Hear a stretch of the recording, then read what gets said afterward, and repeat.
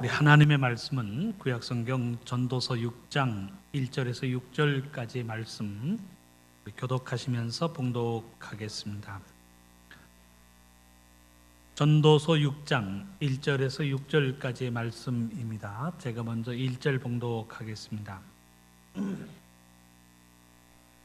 내가 해 아래에서 한 가지 불행한 일이 있는 것을 보았나니 이는 사람의 마음을 무겁게 하는 것이라.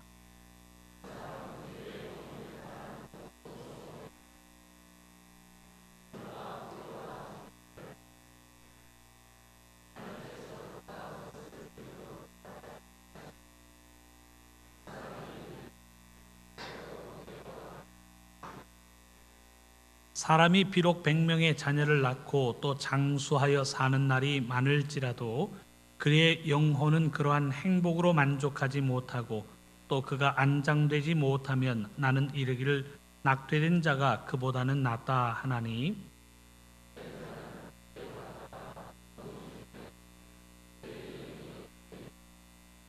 햇빛도 보지 못하고 또 그것을 알지도 못하나 이가 그보다 더 평안함이라. 그가 비록 청년의 갑절을 산다 할지라도 행복을 보지 못하면 마침내 다 한 곳으로 돌아가는 것뿐이 아니냐. 아멘. 하나님의 말씀을 마음속에 새기시면서 하나님께서 믿음 안에서 우리에게 주신 아름다운 은혜를 늘 누리면서 즐거움을 가지고 주신 사명을 감당하는 우리들의 삶이 될 수 있기를 주님의 이름으로 축원합니다. 먼저 책 한 권을 소개해 드리겠습니다. 독일 사람이 쓴 책인데 책 제목이 특이합니다. 우아하게 가난해지는 법이라고 하는 제목을 가지고 있습니다. 독일의 칼럼니스트로 일을 하였던 알렉산더 폰 쉔부르그라고 하는 사람의 저서입니다. 원 제목의 내용을 살펴보면 쿤스트라고 하는 말을 씁니다. 예술이라고 하는 말을 쓰는데 가난함의 예술, 가난하다라고 하는 것이 불편함이나 고통이 아닌 그야말로 예술적으로 많은 아름다움을 가지고 어떻게 가난하게 살 수 있을까라고 하는 그 지혜와 방법을 소개하고 있는 책이 우아하게 가난해지는 법이라고 하는 책입니다. 그는 이 저서에서 소유가 많다라고 하는 것은 우리 인생의 걸림돌이 많다라고 하는 것을 전제하면서 책 내용을 전개하고 있습니다. 가난이라고 하는 것을 예술적인 차원에 승화시켜서 어떻게 하면 가난해도 예술적으로 아름답게 살 수 있는가라고 하는 그 내용을 소개하고 있습니다. 목록 중에서 몇 가지를 생각해 보면 저서의 내용을 우리가 짐작해 볼 수 있는데 그 목록 중에서 몇 가지를 여러분들에게 소개해 드리기를 원합니다. 망해도 의연하게 사는 방법, 일을 줄이고 인생을 즐겨라, 매스미디어를 건전하게 무시하는 방법, 아둔하지 않게 쇼핑하는 방법, 왜 돈이 인생의 걸림돌인가, 우리를 풍요롭게 하는 것들. 실제로 이 책을 지은 저자는 실제로 가난한 삶을 살았습니다. 그런데 가난한 삶을 살면서도 전혀 기죽지 않는 오히려 마음의 기쁨과 즐거움을 가지고 산 그 삶을 이 책을 통하여 소개하고 있습니다. 그는 한 유명한 독일의 신문사의 칼럼니스트로 일하면서 그야말로 세계의 최고 갑부들과 세계의 모든 지도자들을 인터뷰할 수 있는 그런 기회를 가졌습니다. 그런데 남부러울 것 없는 삶의 환경 속에 사는 사람들도 모순과 갈등을 안고 살아가고 있구나라고 하는 것을 인터뷰를 하면서 그가 깨닫게 되었습니다. 아니, 평범하게 사는 사람들보다 부유한 사람들은, 권력이 많은 사람들은, 높은 자리를 차지하고 있는 사람들은 서민들보다도 더 많은 형식과 더 많은 거칠애를 가지고 산다라고 하는 것을 그는 인터뷰를 통해서 깨닫게 되었습니다. 그러다가 자신이 어려움을 당합니다. 회사가 어려움으로 인하여 구조조정을 하면서 구조조정으로 인하여 한순간에 실업자로 변하게 됩니다.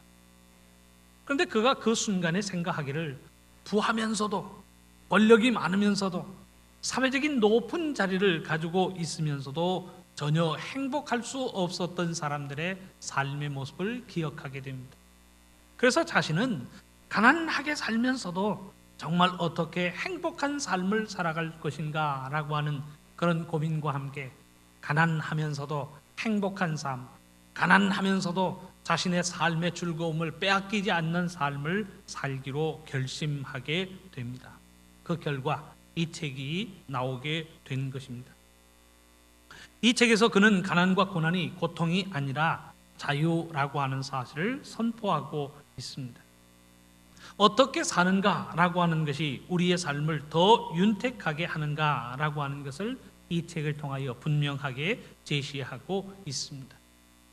실제로 그는 얼마나 가난한지 전화요금을 내지 못해서 2달, 3달 독촉장을 받기도 합니다. 그러면서도 남들이 부러워할 만큼 여유롭고 또한 자유로운 삶의 순간들을 살아가고 있습니다. 여러분들 잘 아시는 대로 법정 스님의 무소유에 이어서 가난에 대하여 새로운 의미를 우리에게 조명해 주는 책이라고 생각이 되어 여러분들에게 이 책을 한번 권하여 봅니다. 우리는 이런 말들을 알고 있습니다. 지능이 높은 사람은 노력하는 사람을 당하지 못한다. 그런데 그 노력하는 사람도 즐기는 사람을 당하지 못한다라고 하는 말을 잘 알고 있습니다. 마음속에 기쁨을 가지고 그 무엇인가를 행하는 사람을 노력하는 사람도 IQ가 높은 사람도 당할 수 없다는 사실을 강조하면서 우리가 무슨 일을 하든 마음의 기쁨과 즐거움을 가지고 그야말로 즐기며 하고 누리며 하는 삶이 얼마나 아름답고 중요한가 우리에게 교훈하고 있습니다. 여러분들 이번에 2015년 아시아컵 축구 경기 대회를 열심히 보셨는지 우리나라는 준우승을 차지하였습니다. 결승전에서 호주를 상대하였지만 2대1로 경기를 끝내면서 준우승을 차지하였습니다.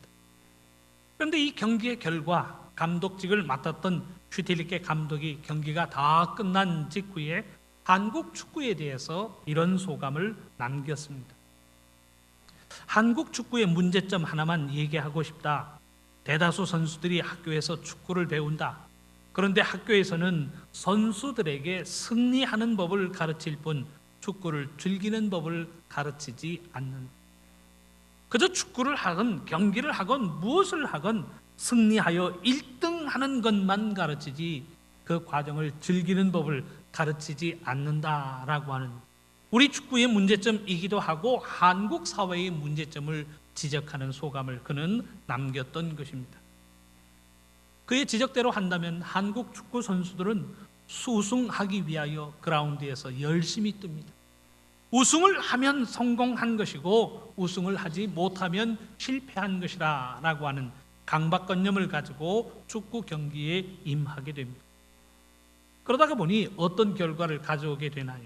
연습 때는 잘 하다가도 경기장에만 딱 나가면 이상한 실수를 범하게 된다는 사실을 지적하고 있습니다. 경기에서 우승해야 된다라고 하는 강박관념 때문에 평소에 충분히 연습하고 잘 연습했던 내용들, 그 실력과 기량을 발휘하지 못한다는 사실, 그 문제점을 지적하고 있는 것이.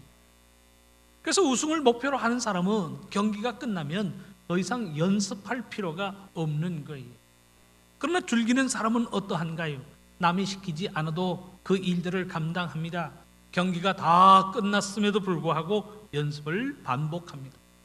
즐기는 과정, 그 과정이 자기에게 즐겁고 기쁨이 되기 때문에 남이 이야기하지 않아도, 남이 스케줄을 짜주지 않아도 혼자 그 모든 과정을 기쁨으로 감당한다는 사실을 우리에게 알려주고 있습니다. 사랑하는 성도 여러분, 누린다라고 하는 말은 그야말로 즐기면서 그 일을 감당하는 삶의 모습을 이야기하고 있습니다. 사전에서 누리다라고 하는 말을 찾아보면 다음과 같이 그 말을 정의하고 있습니다. 생활 속에서 마음껏 즐기거나 맛보다. 내가 무슨 일을 하든지 누리는 사람은 그 일을 하는 과정에서 마음의 즐거움을 상실하지 않습니다. 찬양을 해도 즐기는 사람은 찬양을 하면서 마음속에 즐거움을 갖습니다. 직분의 일들을 감당하면서 누리는 사람은 직분을 감당하면서도 마음속의 기쁨을 상실하지 않습니다. 제가 아무런 기쁨 없이 여러분들 교회에서 받는 월급으로 인해서 사례비로 인해서 이 일을 감당하고 있다라고 생각해 보세요. 이는 설교가 아닙니다. 나에게는 일에 불과한 거예요. 그러나 하나님께서 이 부족한 종을 하나님의 종으로 세우셨다는 마음의 기쁨을 갖습니다. 하나님의 말씀을 오늘도 증거하고 선포한다라고 하는 사명의 기쁨을 가지고 감당하는 곧 이것이 즐기는 것이요 이것이 누리는 자의 삶이라는 사실을 우리는 깨닫게 됩니다. 진정 우리들의 삶은 마음의 기쁨을 가지고 누리고 있는가, 즐기고 있는가라고 하는 사실을 우리에게 질문하고 있습니다. 아무리 IQ 높은 사람도 당할 수 없고 노력하는 사람도 당할 수 없는 것이 마음의 기쁨을 가지고 즐기는 삶이 곧 마음의 기쁨을 가지고 그 무엇인가를 누리는 삶을 이상 어느 누구도 당할 수 없다는 사실을 우리는 마음속에 기억해야 합니다. 오늘의 본문을 대하여 보십시다. 오늘의 본문이 우리에게 교훈하고 있는 바는 무엇인가요? 내가 무엇을 가지고 있다라고 하는 것이 인생의 복이 아니라는 사실을 우리에게 교훈하고 있습니다. 뭐 좋은 것을 많이 가지고 있다라고 해서 그것만으로 이 사람의 인생의 복을 누리고 있구나 이야기할 수 없다는 사실. 가진 것이 중요한 것이 아니라 그것을 누리고 있는가라고 하는 것이 중요한 것입니다.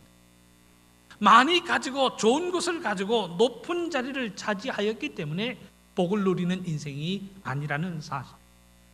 많고 적음을 떠나서 그것을 누리고 있는가?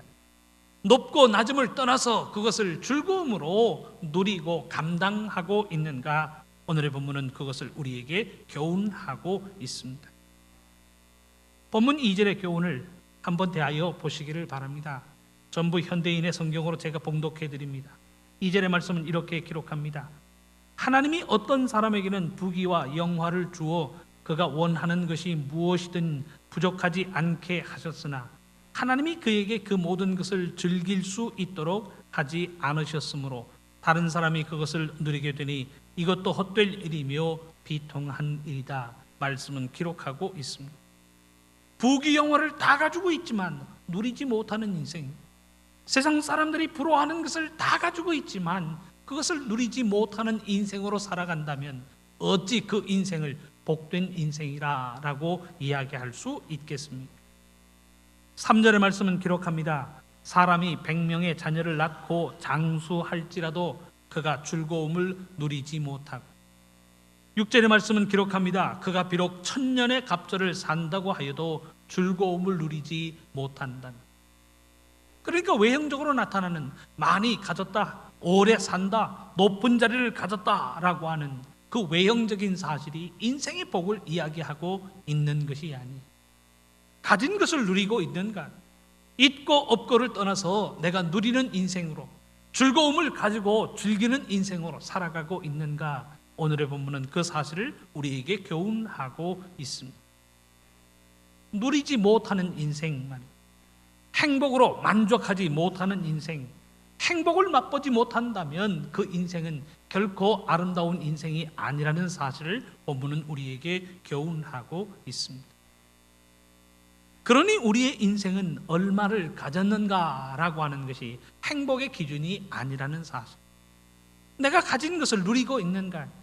많고 적음을 떠나서 그것을 누리며 즐기고 있는가라고 하는 것에 의해서 인생의 행복이 결정되어진다는 사실을 우리는 기억해야 합니다. 우리는 인생을 생각할 때 얼마나 가지고 있는가라고 하는 것을 먼저 생각하잖아요. 아파트에 산다 그러면 몇 평짜리에 살고 시가가 얼마나 되느냐라고 하는 것을 먼저 묻습니다.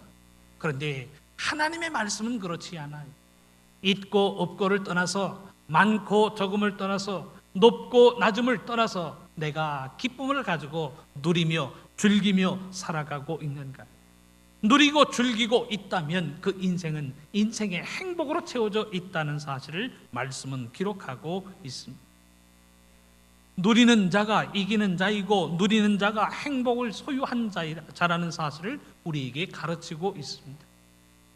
그러니 6절의 말씀은 분명하게 전합니다. 그가 비록 천년의 갑절을 산다고 하여도 즐거움을 누리지 못한다면 그것이 무슨 소용이 있겠는가? 결국 다 같은 곳으로 돌아갈 뿐이다. 누리지 못한다면 헛된 인생이요, 누리지 못한다면 행복한 인생이 아니라는 사실을 말씀은 교훈하고 있습니다. 사랑하는 성도 여러분, 오늘의 본문을 대하는 우리들의 삶에는 반드시요 하나님께서 주신 이 아름다운 삶의 순간순간들을 누릴 지혜가 필요합니다. 어떤 삶의 환경 속에서도 누리고 즐기면서 삶의 행복을 추구할 지혜가 우리에게 필요하다는 사실을 말씀은 가르치고 있습니다. 그런데 여기에서 오해하지 말아야 할 내용이 있습니다. 누린다라고 했을 때 사람들은 먼저 부귀영화를 생각하게 됩니다. 돈 많음을 누리는 것이고 건강을 누리는 것이고 그래서 장수를 누리고 이 세상의 부귀영화를 누린다라고 생각하는 거예요. 성경이 이야기하는 누린다라고 하는 그 대상은 꼭 부귀영화만이 아니라는 사실을 우리에게 가르치고 있습니다. 심지어 어떤 사람은 가난을 누리는 사람도 있습니다. 또 어떤 사람은 병약함을 하나님의 은혜로 믿고 고백하면서 그 병약함을 누리는 사람도 있습니다.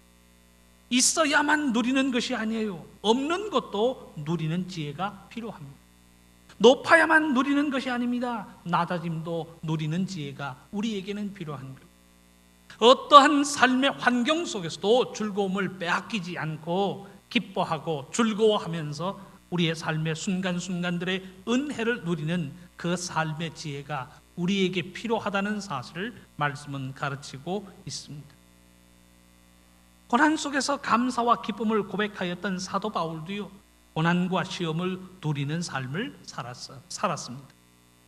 누린다라고 하는 것이 자처한다라고 하는 말의 의미는 아닙니다. 병을 자처하는 사람이 어디에 있겠습니까? 고난을 자처하는 사람이 어디에 있겠습니까? 그러나 피할 수 없다면 즐기라라고 하는 말처럼 걸어가야만 하는 길이라면 마음의 기쁨을 가지고 그 길을 누리는 거예요. 우리의 벗을 수 없는 믿음의 사명이라면 그 사명을 기쁨을 가지고 누리는 지혜가 우리에게 필요한 것이에요.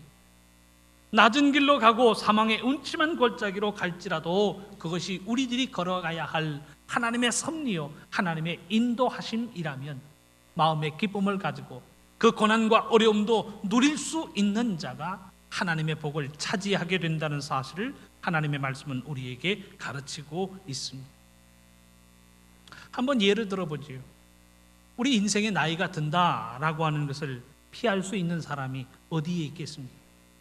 모두가 20대의 젊은 모습으로 평생을 살기를 원하지만 그건 소원뿐이지 20대의 순간도 순식간에 지나가고 30대의 순간도 순식간에 지나가고 젊음이라고 하는 시간들이 순식간에 지나가 버리고 맙니다. 팔팔하던 청춘도요 50, 60이 되면 어떠해지나요? 시큰거리기 시작합니다. 침침해지고 잘 안 들리고 기억력은 가물가물해져요. 그러면 어떻게 할까요? 내가 20대는 이러지 않았는데 라고 하면서 젊은 시절을 회상하면서 늙은 지금의 시간들, 침침해지고 모든 것이 시큰시큰하는 지금의 시간들을 원망하면서 살 것인가요? 저는 그러고 싶지 않습니다. 나이 들어가는 시간에 나이 들어가는 중년의 모습을 사랑할 것이고 더 늙어 노년이 된다라고 할지라도 노년들이 가지는 그 세월의 흔적을 사랑하며 살고 싶은 그 간절한 마음이 제게는 있습니다. 꼭 젊어야만 우리가 누리고 즐길 수 있는 것은 아닙니다. 우리의 나이에 상관없이 우리의 육체적인 조건과 상관없이 우리가 어떠한 마음을 가지고 사느냐라고 하는 그 마음의 결단에 따라서 누릴 수 있는 자로 즐길 수 있는 자로 살아간다는 사실을 우리는 기억해야 하는 것입니다. 아이들이 기쁘고 예쁜 것처럼요, 또 청년들이 생동감 있고 발랄한 것처럼 노인들은 노인들만이 가지는 특유의 아름다움이 있다는 사실을 여러분들 기억하시기를 바랍니다. 니마 그 강을 건너지 마오 라고 하는 영화가 출시가 되면서 얼마나 많은 한국 사람들을 울렸는지 모릅니다. 그 동일한 영화를 젊은 사람들이 찍었다고 생각해 보세요. 누가 가서 그 영화를 보기나 하였겠습니까? 연세 많은 80이 되고 90이 되는 노부부가 그려내는 그 사랑의 아름다움이 많은 사람들을 감동시키고 있다는 사실을 우리는 기억해야 할 것입니다. 청년들이 가지고 있는 아름다움이 있다면, 어린 아이들이 가지고 있는 아름다움이 있다면, 노년에 가질 수 있는 아름다움도 분명히 있어 그 아름다움으로 인하여 우리는 감동을 받게 되는 것입니다. 그러니 우리의 삶의 환경을 탓하면서 불평하고 원망하는 것은 하나님께서 우리에게 원하시는 바의 삶의 모습이 아니라는 사실을 우리는 기억해야 합니다. 분명히 하나님의 말씀을 가지고 사는 사람들은 어떠한 삶의 환경 속에서도 즐거움을 가지고 누리는 자로 살아가야 할 줄로 믿습니다. 있어야만 감사하는 것이 아니에요. 내게 어려움을 주신 분이 하나님이시라면 그 어려움 속에서도 기쁨을 가지고 누리고 즐거워하는 삶이 믿음의 삶인 것이에요. 하나님이 내게 가난을 주셨다면 가난도 누리는 삶이, 하나님께서 내게 병약함을 주셨다면 그 병약함도 누릴 수 있는 모습이 믿음의 모습입니다. 십자가의 길은 어려운 길이잖아요. 힘든 길이잖아요. 너무너무나도 고통스러운 길입니다. 그럼에도 불구하고 십자가의 길을 기쁨을 가지고 누리며 즐기며 사는 삶이 곧 믿음의 삶인 것입니다. 고난의 길이지만 즐거움을 잃지 않고 누림으로 살아가는 것. 사명도 누리고 소명도 누리고 우리에게 주신 직분도 누리고 우리가 감당해야 할 믿음의 모든 사명들을 누리며 즐기며 살아갈 때에 곧 그 삶이 믿음의 삶이라는 사실을 우리는 기억해야 하는 것입니다. 그렇다면 사랑하는 성도 여러분, 우리가 어떻게 삶의 모든 환경을 누리며 살아갈 수 있을까요? 어떠한 삶의 환경 속에서도 우리가 누리며 즐기며 살아갈 수 있는 지혜는 무엇인가라고 하는 질문입니다. 먼저는요, 내가 만나는 모든 삶의 환경 속에서 긍정적인 의미를 찾으라라고 이야기할 수 있습니다. 부정적인 의미를 찾으라라고 하는 것 아닙니다. 부정적인 의미를 찾으면 내가 왜 이 고생을 해야 하는가라고 하는 그 이유를 찾으면서 다른 사람을 탓합니다. 다른 사람을 원망하게 됩니다. 부정적인 의미를 찾으라라고 하는 게 아니에요. 긍정적인 의미를 찾으라라고 하는 거예요. 내가 만나는 모든 환경 속에서 내가 얻을 수 있고 내가 깨달을 수 있는 긍정의 요소를 찾는 거예요. 그것이 고난과 고통이라고 할지라도 분명히 나에게 가져다줄 긍정적인 의미가 있는 줄로 믿습니다. 그 긍정적인 의미를 찾으라라고 하는 거예요. 욥 기억하시지요? 한순간에 가족이 다, 자녀들이 다 죽임을 당합니다. 한순간에 재산의 모든 것들이 다 사라지고 말았습니다. 자신이 가지고 있는 것이 아무것도 없을 만큼 모든 것을 한순간에 빼앗긴 삶이 욥의 삶이었어요. 그런데 그가 고난 속에서 이런 고백을 합니다. 욥기 23장 10절의 말씀이, 그러나 내가 가는 길을 그가 아시나니 그가 나를 단련하신 후에는 내가 순금같이 되어 나오리라. 자신이 당하는 무진장한 고통 속에서 욥이 바라본 긍정적인 요소가 무엇인가요? 모든 재산이 빼앗김을 당하고 모든 자녀들이 죽임을 당하고 자신의 건강마저도 빼앗김을 당하고 부인은 자신 보고 하나님을 욕하고 죽으라라고 하는 저주를 남깁니다. 그 고난 속에서도 욥이 바라보았던 긍정적인 요소는 무엇인가요? 이 고난을 통하여 내 믿음이 정금과도 같이 될 것이라 라고 하는 긍정적인 요소를 바라본 거예요.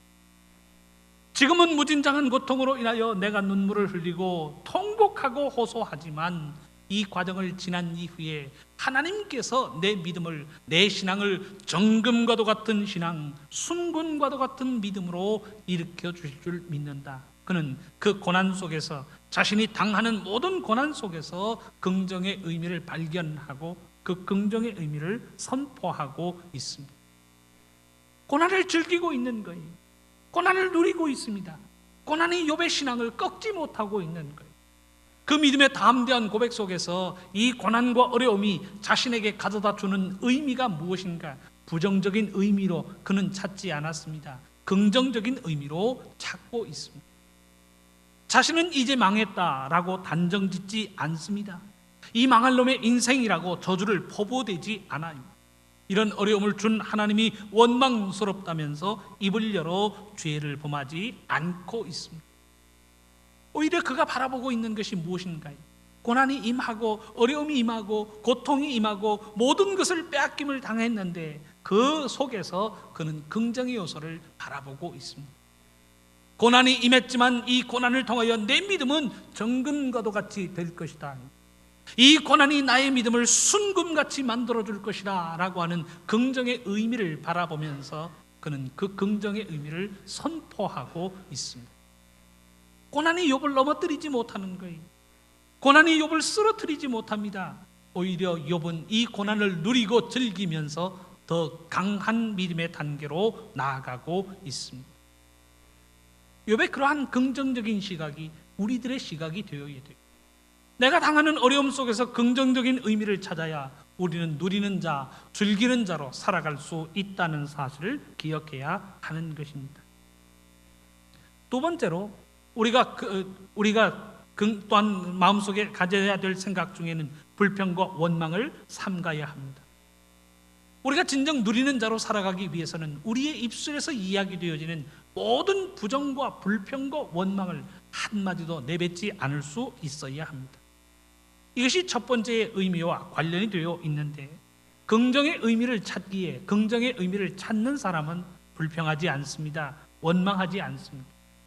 긍정의 의미가 자신에게 이루어질 줄로 믿기에 불평하거나 원망하거나 남의 탓을 하지 않는다는 사실을 우리는 기억해야 합니다.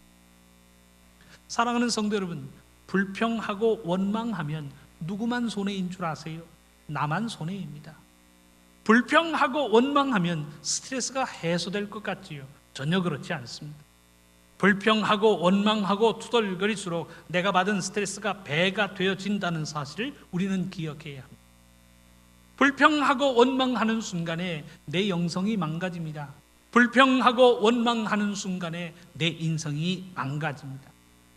결국 불평하고 원망하는 것은 나를 살리는 것이 아니라 나를 죽인다는 사실을 우리는 기억해야 합니다.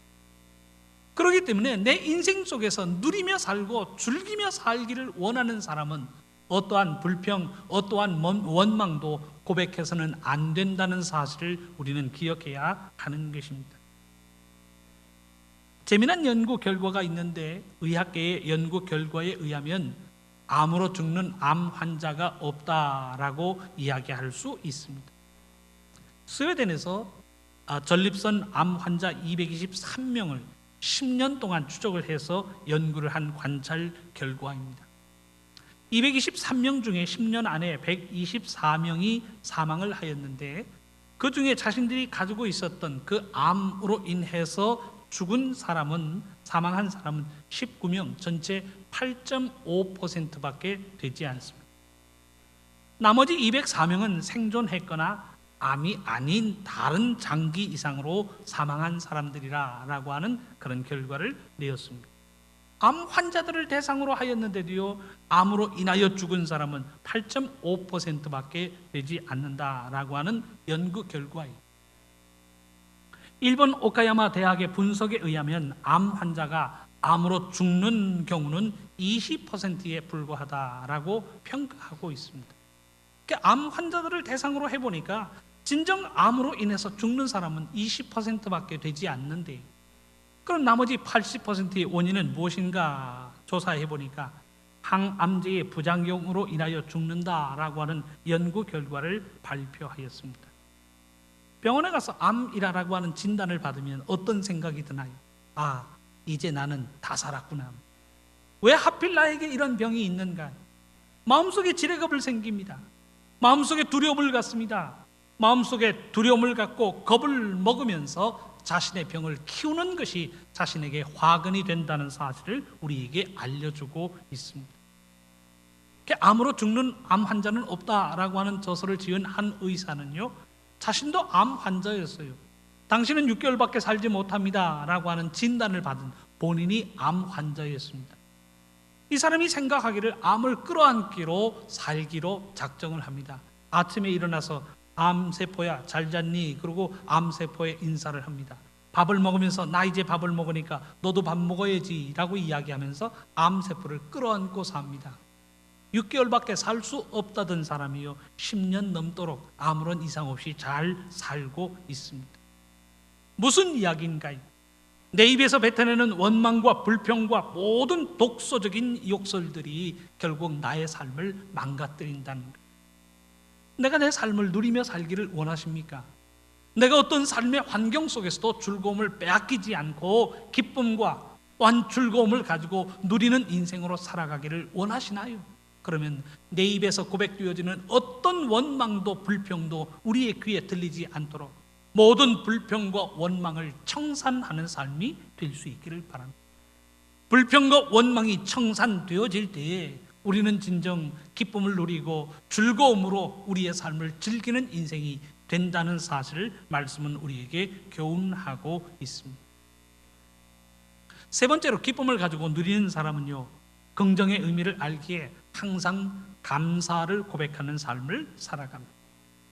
긍정의 의미를 알고 긍정을 선포하기에 그 입에는 항상 감사가 고백되어집니다. 희망적인 요소를 찾고 희망적인 요소를 믿기에 항상 그 입에는 감사가 고백이 됩니다. 희망적인 요소를 마음속에 갖고 있기 때문에 아무리 삶이 절망적인 상황이라고 할지라도 전혀 위축되지 않습니다. 감사를 고백합니다. 희망을 선포합니다. 그러면서 순간순간 자신의 삶의 환경을 누리며 즐기며 살아갑니다. 그래서 감사함으로 자신의 삶을 누리며 즐기는 사람은 부자의 삶을 살아도 그 마음이 교만하여지지 않습니다. 언제나 감사하여도 그 입술에서 감사의 고백이 떠나지 않는 가운데에 항상 감사하면서 얼굴에 환한 미소와 함께 그 감사를 고백하며 살아갑니다.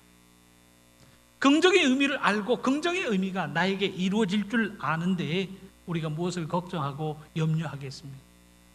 마음속에 즐거움을 가지고 기쁨을 선포하는 가운데 이 믿음의 선포 그대로 되어줄 줄 믿는 믿음을 가지고 감사를 고백하며 살아갑니다. 시편 126편 6절에는 이런 말씀이 기록되어져 있습니다. 울며 씨를 뿌리러 나가는 자는 반드시 기쁨으로 그 곡식단을 가지고 돌아오리로다. 지금은요 울며 씨앗을 뿌릴 수밖에 없을 만큼 힘든 상황이에요. 그러나 바라보는 바가 무엇인가요? 언젠가 이 씨앗으로 인하여 30배, 60배, 100배의 결실이 거두어지게 되고 그 모든 결실들을 내가 거두게 될 것이다 라고 하는 그 아름다운 희망을 마음속에 간직하게 됩니다. 그러니 감사를 고백합니다. 하나님의 약속이 이루어지고 하나님의 말씀대로 이루어지고 내 믿음대로 된다는 분명한 믿음 속에서 감사를 고백할 수 있는 삶이 누리는 자요 즐기는 자의 삶이라는 사실을 우리는 기억해야 하는 것입니다. 우리는 믿음의 성현들이 우리에게 남겼던 삶의 교훈들을 기억하고 있습니다. 고통을 당하지만 그 고통 속에서 기쁨을 상실하지 않을 때 그 고통은 그 사람을 강하게 만듭니다. 어려움을 만나지만 그 어려움 속에서도 믿음의 누림을 빼앗기지 않을 때 그 어려움은 그 사람을 기도하게 만들고 더 강하게 만든다는 사실을 성경은 우리에게 보여주고 있습니다. 그러니 믿음 안에서 즐기고 누리며 사는 사람은 어떤 삶의 환경 속에서도 위축되거나 걱정하거나 염려하거나 원망하거나 투덜대지 않습니다. 어떤 삶의 환경 속에서도 하나님 감사합니다. 이 환경 속에서 하나님의 은혜를 이루어 주시니 감사합니다. 감사를 고백하는 사람이 즐기는 자요 누리는 자라고 하는 사실을 성경은 우리에게 가르치고 있습니다. 사랑하는 성도 여러분, 우리의 삶의 어떤 환경 속에서도 즐거움을 가지고 누리는 인생으로 살아가는 우리들의 삶이 될 수 있기를 바랍니다. 주신 것도 누리고 주시지 않은 것도 누리고 높아지는 것도 즐기고 낮아진 것도 즐기는 우리의 삶의 모든 상황 속에서 우리의 삶을 책임져 주시는 하나님의 임마누엘의 섭리를 누리고 즐기는 우리들의 삶이 될 수 있기를 바랍니다. 그 누림을 통해서 믿음의 행복을 맛보는 그 누림을 통해서 우리의 인생의 행복을 하나님께서 우리의 삶 속에 담아주시는 그 인생의 행복을 맛보며 살아가는 우리 모두의 삶이 될 수 있기를 주님의 이름으로 축원합니다. 기도하겠습니다. 사랑권이 하나님 감사합니다. 세상 사람들은 있어야 기뻐하고 높아져야 감사하고 또한 모든 것들을 많이 소유해야 즐거워하는 삶을 살아갑니다. 그러나 하나님, 이 땅 위에서 어려움을 당해도 그 어려움을 누리는 자 되게 하여 주옵시고, 사망의 음침한 골짜기를 다닐지라도 하나님께서 나와 함께 하사 우리의 모든 것을 책임져 주시는 임마누엘의 사실을 누리며 즐기며 살아가는 주님의 백성들 되게 하여 주옵소서. 어떤 삶의 환경 속에서도 많이 웃는 미소와 함께 감사합니다 라고 하는 고백과 함께 마음의 기쁨과 즐거움을 빼앗기지 않은 주님의 백성들 되게 하여 주옵소서. 우리 주님 예수님의 이름으로 기도합니다. 아멘.